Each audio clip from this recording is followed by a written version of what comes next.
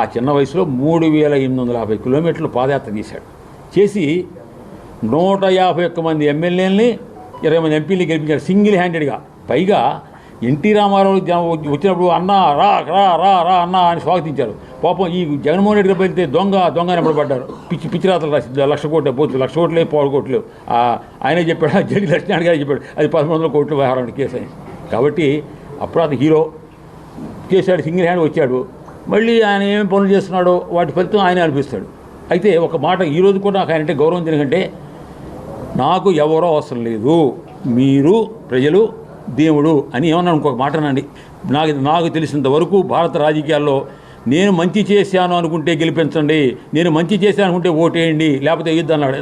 ఇంత గొప్ప మాట ఈరోజు వరకు ఏ రాజకీయ నాయకుడు మాట్లాడారు భారతదేశంలో. ఆంధ్రప్రదేశ్ లాస్ట్లీ ఈ 5 ఏళ్లతో ఒకవేళ ఈ ఎక్స్పెరిమెంట్ ఆగిపోతే, ఈ స్కూల్ రిఫార్మ్ వ్యతిరేకులు రేపు పవర్లోకి వస్తే నష్టపోయేది జగన్మోహన్ రెడ్డి కాదు, నష్టపోయేది కూలి చేసుకునేటోళ్ళు, నష్టపోయేది వాళ్ళ పిల్లలు టై కట్టుకొని బూట్లు వేసుకొని మంచి ఫుడ్ తింటూ ఇంగ్లీష్ మీడియంలో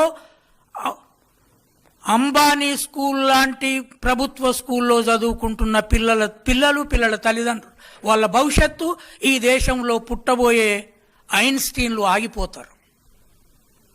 కనుక మీరేం చేయాలి?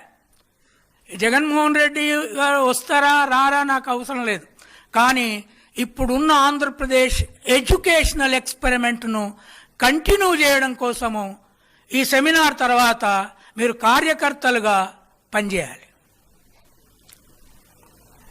It is not the question of parties. It is a question of taking Ambedkar into every house, creating Ambedkar in every house through English medium and teaching dignity of labor. Thank you very much for this opportunity.